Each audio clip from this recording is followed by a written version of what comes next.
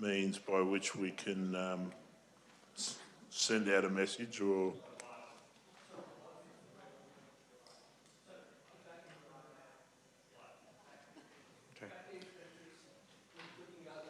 Oh, okay.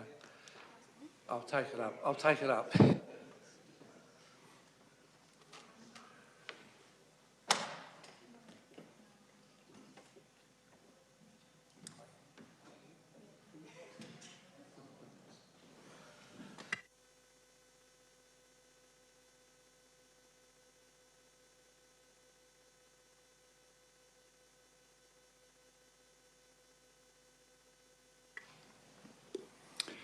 Good evening, everybody, to tonight's council meeting, the 14th of December 2020.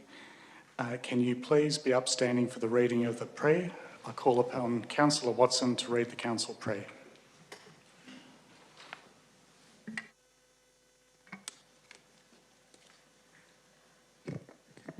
Almighty God, we humbly seek your blessings upon this council, direct and prosper its deliberations to the advancement of your glory and the true welfare of the people of the city of Boroondara.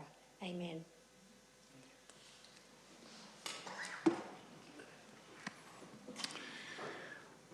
I acknowledge the traditional owners of the original custodians of this land, including the Wurundjeri people in the northern part of our municipality. And I pay my respects to their elders past and present and the elders from other communities who may be here with us today. Given the recent changes to the COVID-19 restrictions, councillors are able to be present this evening for this meeting. The meeting is being live streamed on Council's website to enable the community to view the proceedings. Should technical problems be encountered during the meeting will be adjourned until the problem is rectified, or if needed, the meeting will be postponed. I'd now like to introduce my fellow councillors and officers. Seated to my left at the horseshoe table, Councillor Jim Park, Councillor Susan Biggar, Councillor Cynthia Watson, Councillor Nick Stavrou, Councillor Felicity Sinfield, and on the opposite side we have Councillor Lisa Hollingsworth, we have Councillor Wes Galt, Councillor Di Gillies, Councillor Jane Addis and Councillor Victor Franco. Officers in attendance this evening, seated to my right is the CEO, Mr Philip Storer. Seated behind Councillor Watson, we have Mr Bruce Dobson, Director of Customer and Transformation, Ms Carolyn McLean, Director of Community Support. Seated behind Councillor Gillies, we have Mr Daniel Freer, Director of Places and Spaces, Mr Shran Wickramasinghe, Director of Urban Living. Seated to my immediate left, the Manager of Governance and Legal, Mr David Thompson, and to his left, Helen Pavlidis, the Senior Governance Officer. There'll also be a number of other staff members in attendance this evening to assist us. Apologies. Mr Thompson, are there any apologies this evening? Through you, Mr Mayor, there are no apologies for this evening. Thank you, Mr Thompson. Item 1, adoption and confirmation of the minutes of the special council meeting held on the 16th of November 2020 and the 23rd of November 2020 and the council meeting held on the 30th of November 2020. Councillors, can I please have a motion to adopt and confirm the minutes? Just have a show of lights. I think we have Councillor Watson. As printed, Chair. And seconded Councillor Addis. Yes, thank you, Chair. Thank you. To assist Councillor Watson, is there any opposition to that item? There appears to be none. I'll put that item to the vote. I declare that carried unanimously. Thank you, councillors. Item 2, declaration of any conflict of interest of any councillor or council officer. Are there any conflicts of interest this evening? There appears to be none. Item 3, deputations and presentations, petitions and public submissions. There are no public submissions this evening, Mr Thompson. Through you, Mr Mayor, I confirm there are no deputations, presentations, petitions or public submissions for consideration this evening. Thank you, Mr Thompson. Item 4, Assemblies of Councillors. Up on the screen, we have our Assemblies of Councillors. Councillors, is anyone prepared to move a motion to receive and note the record of Assemblies of Councillors as printed on the screen?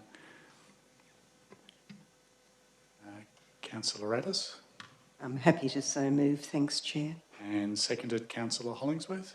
Thank you, Mr Mayor. Yes. Thank you. To assist Councillor Addis, is there any opposition on this item? There is none. All those in favour? I declare that carried unanimously. Thank you, councillors. Move on to item 5, public question time. Council encourages the submission of public questions prior to 12 p.m. on the day of the meeting. Questions are submitted prior to 12 noon will be provided with a detailed verbal response as well as a response in writing. Those submitted after 12 o'clock will receive a verbal response if possible, but otherwise will be taken on notice for a written response to be provided in due course. Mr Thompson, do we have any public questions? Through you, Mr Mayor. Councillors, tonight we have 2 questions from one resident that have been received with notice, i.e. before 12 noon today. Thank you, Mr Thompson. One resident has submitted 2 questions. Copies of the questions have been circulated to all councillors. The questions have been referred to the relevant council officer to provide a written response in due course. The first question from Mr Ian Hundley of Balwyn North pertains to the execution of the North East Link Project Memorandum of Understanding. The question is, please advise whether Council's decision to sign the Memorandum of Understanding as sought by the North East Link project and which would bind individual Boroondara councillors, staff and contractors in a legally enforceable confidentiality undertaking was made in consequence of a formal decision made in a meeting of council or by some other process. The question has been previously asked in writing and received a written response from a member of council staff. As such, the question is allowed in accordance with Chapter 2 of the Governance Rules. I call upon Director of Places and Spaces, Mr Daniel Freer, to respond to this question from Mr Hundley. Thank you, Mr Freer. Thank you, Mr Mayor, and through you, thank you for the question, Mr Hundley. The decision to sign the Memorandum of Understanding between the North East Link Project and Council was undertaken in accordance with the instrument of delegation to the Chief Executive Officer, authorised by resolution of Council passed on the 23rd of September 2019. Entering into an MOU with the State Government Authority and the inclusion of a confidentiality undertaking is not unusual in such practice. Every council impacted by major state transport projects have entered into a similar MOU, which includes a confidentiality undertaking with the state government. Thank you. Thank you, Mr Freer. And Mr Hundley, you will receive a written response to your question in due course. The second question is from, again, Mr Hundley of Balwyn North. The question pertains to October 2020 monthly financial report, timing of council revenue from rates, and the question reads, please advise the quantum of rate revenue which was forecast to be received by the various payment instalment methods relative to actual receipts received for the period ending the 31st of October 2020. The question relates to a matter on the agenda for the current council meeting. As such, the question is allowed in accordance with Chapter 2 of the Governance Rules. I call upon the Acting Chief Financial Officer, Ms Callista Clark, to respond to this question from Mr Hundley. Thank you, Mayor. And through you, Mayor, I thank Mr Hundley for his question. The council forecast was to receive $67.3 million in rates as at 31st of October. Council actually received $68.8 million, which is an additional $1.5 million above what Council has forecast.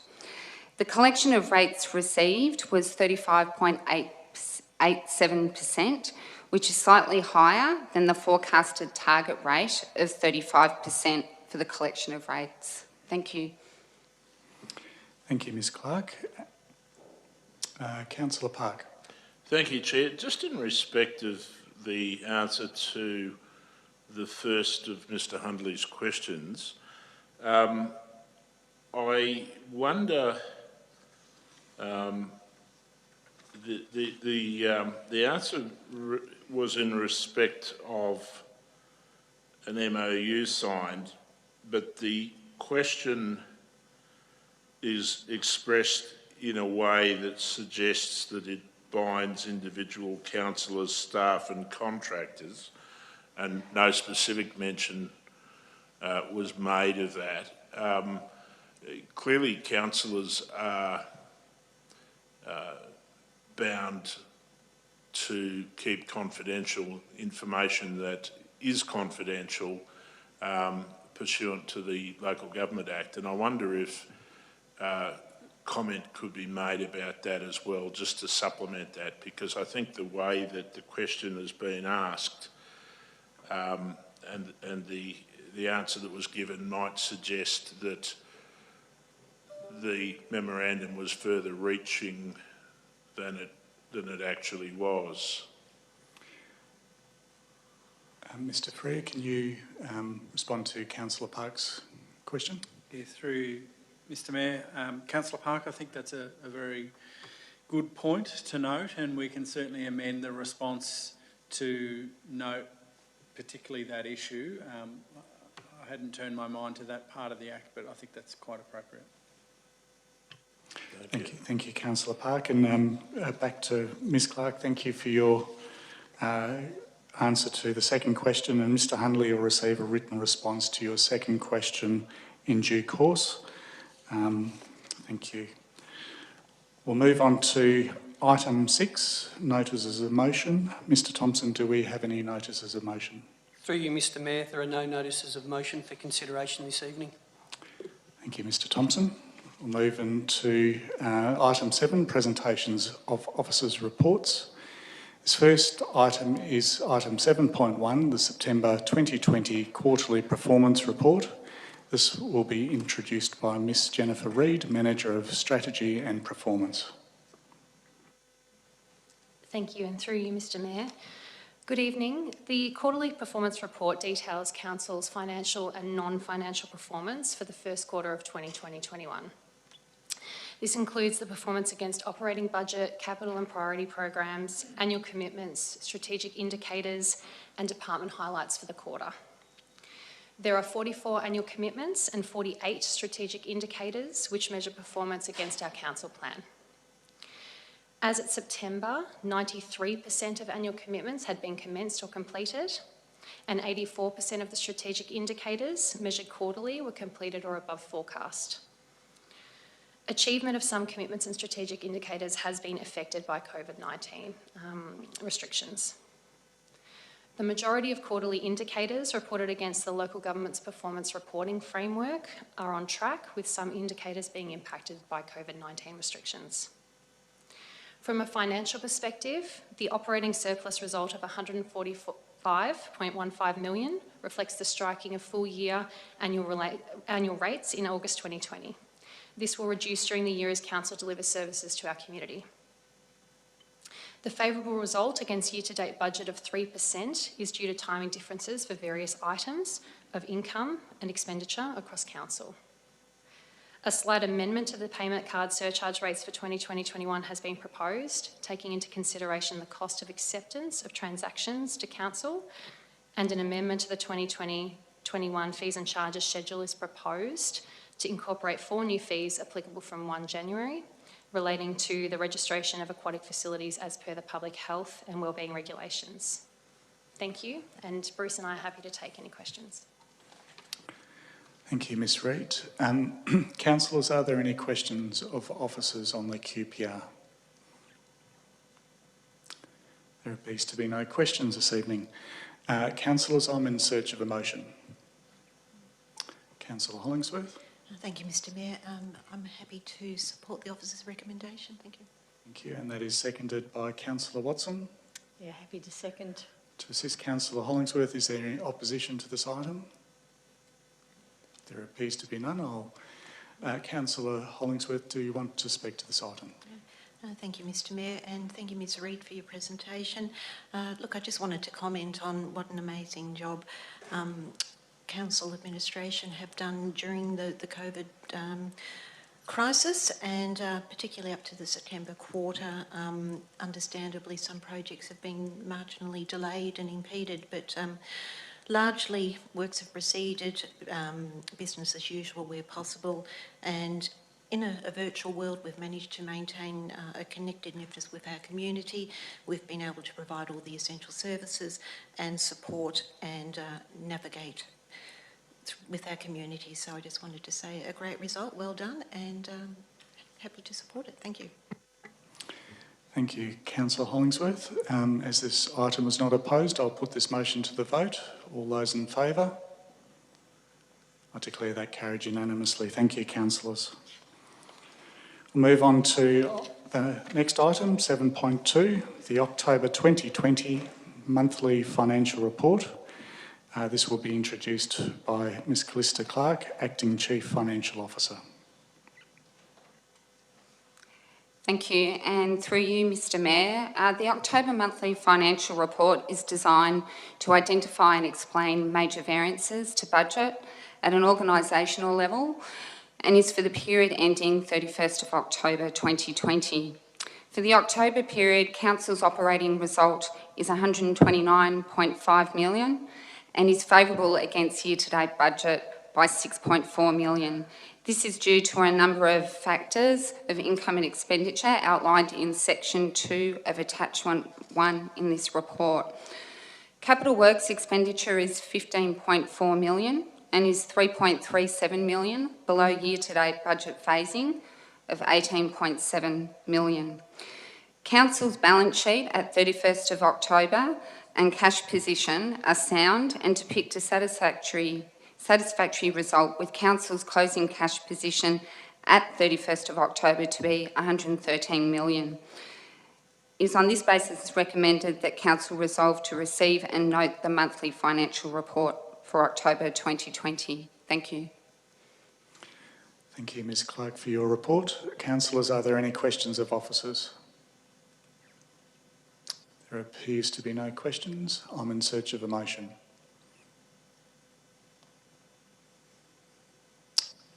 Councillor Addis. Yes, thanks, Mr Mayor. The officer's recommendation I'd like to move. Thank you, Councillor Addis. And Councillor Parr, happy to second? I am, Chair. Thank you. To assist Councillor Addis, is there any opposition? Councillor Addis, do you wish to speak to this? Probably a little bit like what Councillor Hollingsworth said, that given the extraordinary circumstances that we're in, it's pleasing to see that things are so much on track, and I think it can give us a great deal of confidence in the sound working of the organisation. So very happy to support this. Thank you, Councillor Addis. Again, as there was no opposition to this item, I'll put this item to the vote. All those in favour? I declare that carried unanimously. Thank you again, councillors. We'll move on to the next item, item 7.3, the Boroondara Volunteer of the Year Award Panel, Terms of Reference. This will be introduced by Ms Fiona Brown, Manager of Community Planning and Development. Thank you, Mr Mayor, and through you, the purpose of the report tonight is to endorse the terms of reference for the Boroondara Volunteer of the Year Award panel. The award recognises and highlights the outstanding achievements of volunteers who make a significant contribution to our community as volunteers. For the first time, the panel has been formalised as a councillor assignment. The proposed terms of reference outline the membership, meetings and support provided by council officers to the panel. We do have a proposed amendment, and that is to note the Mayor as a member in addition to the 3 councillors mentioned in the attachment. It's also proposed to broaden the criteria for the award so that it's open for a volunteer with a community organisation who lives outside Boroondara. Currently, the selection criteria specifies that a volunteer must be an Australian citizen who lives locally and volunteers for a local community organisation. It's also proposed to amend this to include Australian residents as well as citizens. So the amended and revised officer recommendation is on the screen, and that is to endorse the terms of reference for the Burundara Volunteer of the Year Award panel with the addition of the Mayor as a member, as well as the 3 councillors. And secondly, to endorse the revised criteria for the Burundara Volunteer of the Year Award, so that it's open to volunteers who live, work or play in Burundara and who volunteer with a community organisation. With the following addition, that the award is also open to Australian residents as well as Australian citizens. Thank you, Mr Mayor. Thank you, Ms Brown, for your report. Councillors, are there any questions of officers? There appears to be no questions. I'm in search of a motion. Councillor Biggar. I'm happy to support that and to say that just have it, I think that's all I can do right now is support it, right? I'm happy to support it. And Councillor Watson, are you happy to second that? And Happy to second the motion. Thank you. To assist Councillor Biggar, is there any opposition to this item? There appears to be none. Councillor Biggar, do you wish to speak to this item? How did you know? I just wanted to say, having recently attended the Volunteer of the Year Award, I think it's a fantastic award and a really important acknowledgement for the. It's only the tip of the iceberg of the hundreds and thousands of hours of volunteering that go into this community, and it's a really highly important award. So thank you very much. I second that. Thank you, Councillor Biggar. As there is no opposition on this item, I'll put this item to the vote. All those in favour? I declare that carried again unanimously. Thank you, councillors. We'll move on to the next item, 7.4, Community Strengthening Grants Policy 2020. This will also be introduced by Ms Fiona Brown, Manager of Community Planning and Development.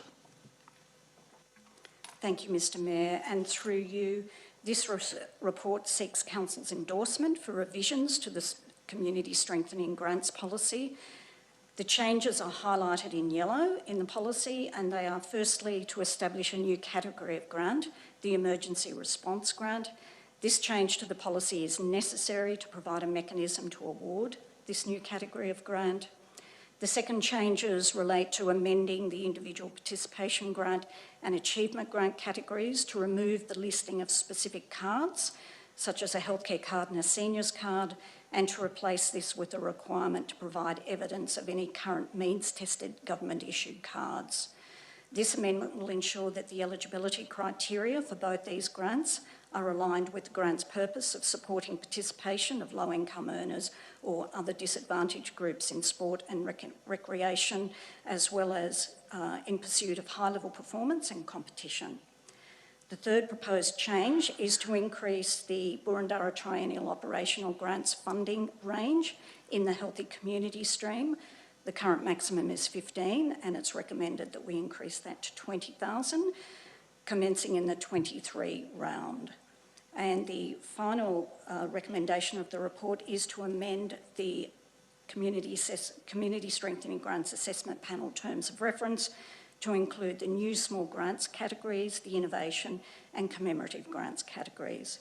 So the officer's recommendation is on the screen, and that is firstly to endorse the revisions to the Community Strengthening Grants Policy 2020 as annexed to the minutes, and secondly to endorse the amended Burundara Community Strengthening Grants Assessment Panel Terms of Reference, which are also annexed to the minutes. Thank you. Thank you, Ms Brown. Questions of officers? Councillor Park. Thank you. Paragraph or section 12, which is page 52 or 177, depending on which one you want to look at. Those grants are $55 per annum. Is that correct? Yes, that's correct. So that's a subscription that we hold, and it means that if we are to apportion it across all the groups that actually take advantage of that subscription, the amount is $55 per organisation. So do you know the total subscription cost? Yeah, the total subscription cost, I would have to confirm it, but it sits at around $2,500. And is it the case that that could be distributed or used by as many organisations as we see fit, or does it have some limitation? So we run an expression of interest with organisations who are interested in receiving a subscription to our community. And so those organisations that are interested in receiving that subscription are able to do that through this grant.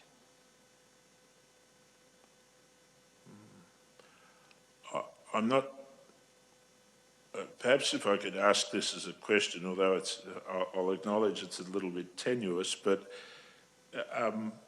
what would you say to the proposition that this is greatly burdensome for an organisation that gets $55 worth of value per annum? It just seems like the burden of doing this, it seems out of kilter with the reward, if you like. That they have to do annual reports and all sorts of things. Just seems a little much.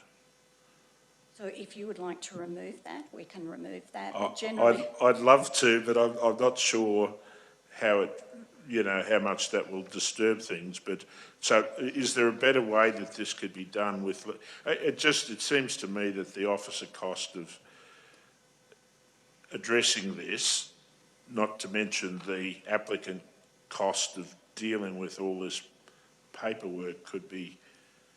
There are often organisations that we have a relationship with and apply for other grants. So if we hold that paperwork, it's a very simple thing to tick it off against what we already hold.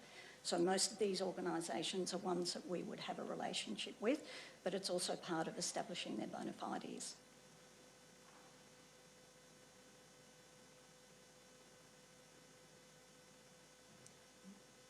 I'm not sure. I mean, the difficulty is I don't want to sort of put something on the run, but I would like to simplify this a whole lot if we possibly could. No. Yep. No, it's not a lot of work. It's not burdensome for us or for the organisation. Okay. Thank you. Thank you, Councillor Park. Any other further questions of officers?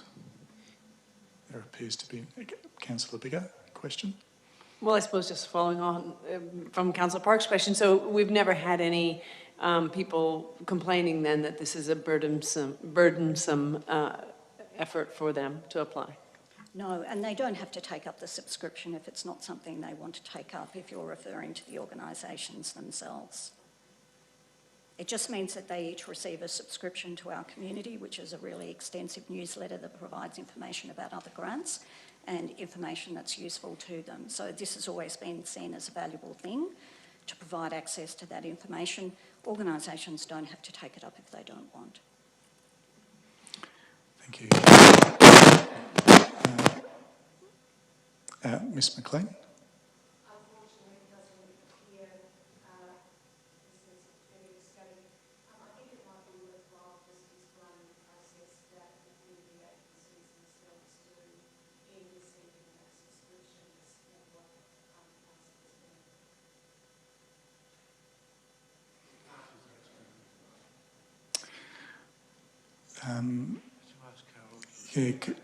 Can we use, thank you. Is that better? That's better. Okay. Thank you. I think it might be worthwhile if we actually explain the process that community agencies go through, just for councillors' understanding, because my understanding is it's not a torturous process. No, it's not. So we have an existing group and we go out to that group and we ask them if they would like to put in an expression of interest to have access to this subscription. We also do it through our general newsletter that goes out to organisations if they'd like to take advantage of it. And we look at all of those responses, and in the main we're able to support all of the requests, and in the main they are organisations that we generally already know.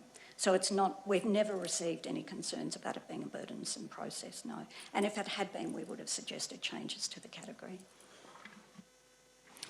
Thank you, Ms Brand. Councillors, any further questions of officers? Councillor Park. Not a question, but I'm happy to move the officer's recommendation. I did have some administrative suggestions, and if councillors are happy to not have me bore them with them, they're generally just picking up some typos and repetition, although there is one on page 50 or 175 where there seemed to be a lack of consistency in the exclusions. It specifically excludes, in the first dot point, funding for registered political parties, but it makes no reference to lobby groups, which it had everywhere else, pretty much. So I gather that might have been an accidental omission. We can add that. Yeah, so I'm happy to move that with as I say, those with your slight administration. directions. Thank you, Councillor Park. And seconded, Councillor Biggar. Yes, please, thank you. Thank you very much. Is there any opposition to this item? Councillor Park, would you like to speak to this item?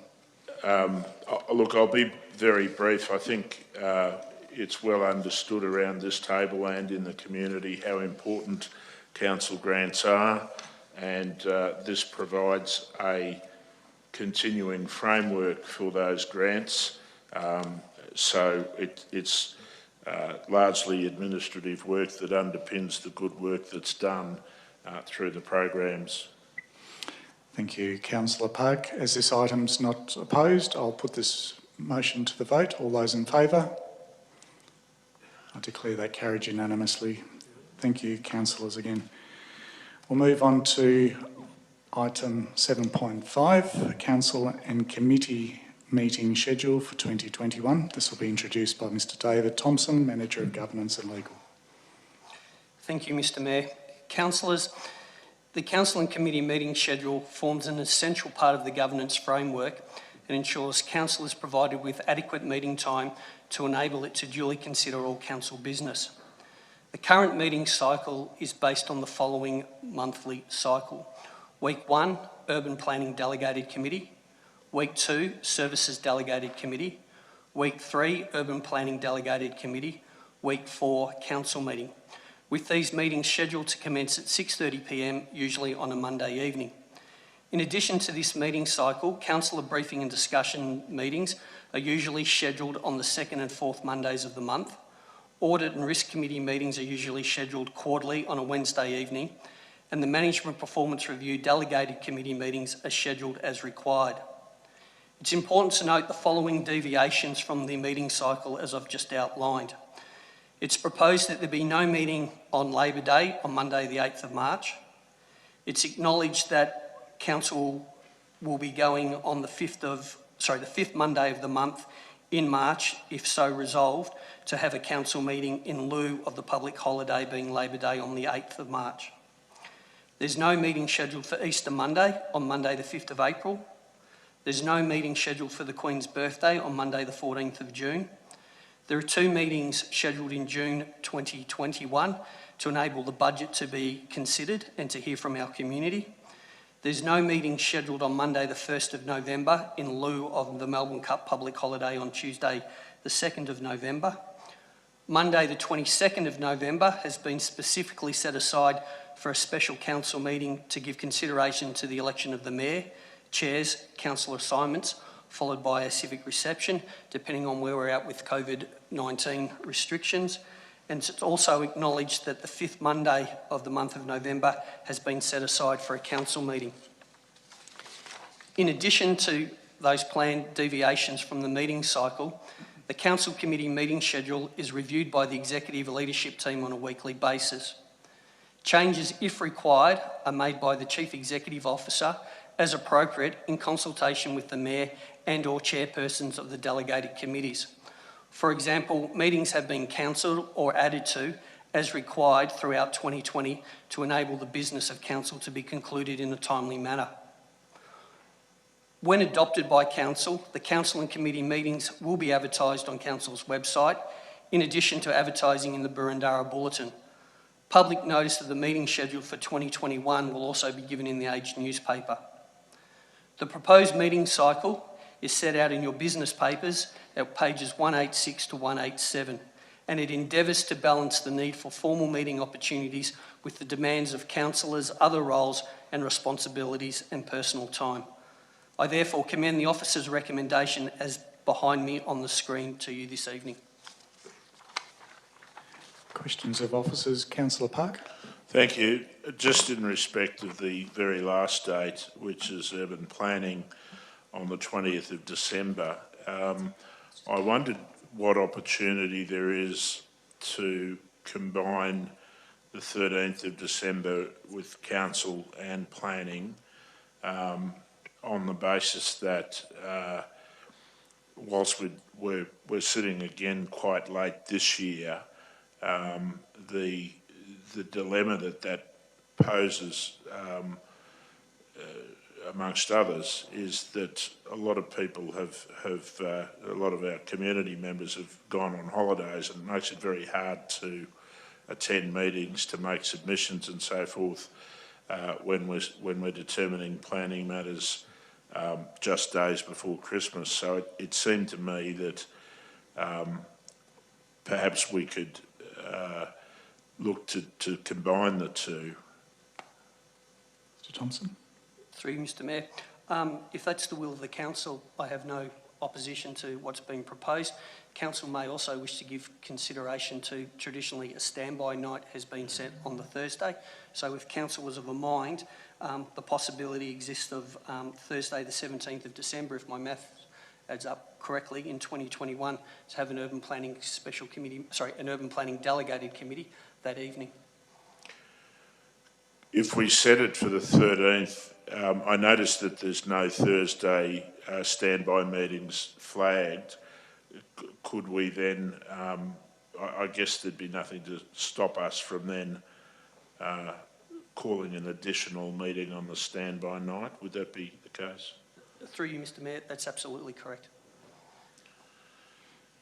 Thank you. Councillor Park. If there's no other questions, I'm happy to move that, but I'm inclined to move it on the basis of the 13th, unless I see lots of concern. So I'll move that as per the officer's recommendation, but with urban planning on the 13th with council. So just before we move to a seconder, councillors, were there any other questions of officers on this item? Thank you. Councillor Sinfield? Oh, sorry. Yes, Councillor Sinfield? Happy to second that. Happy to second that. So we might take that on notice to move the meeting from the 20th of the 12th, UPDC, to the 13th of the 12th to combine with the planning meeting. Councillor Park, that's your motion. Thank you. To assist Councillor Park, is there any opposition to that item? And no opposition, and Councillor Park doesn't seek to speak to that. So on that basis, I will put this motion to the vote. All those in favour? I declare that carried unanimously. Thank you again, councillors. Move on to item 8, general business. Are there any items of general business this evening? There appears to be none. Item 9, urgent business. Are there any items of urgent business? There are none. Item 10, confidential business. Are there any items of confidential business? There appears to be none. Well, this is the end of our council business for this evening. Before I close the meeting, I wish to thank all of you who've joined online this evening and wish you and your family good health and compliments of the season. I declare the council meeting closed at 7:16 p.m. Thank you.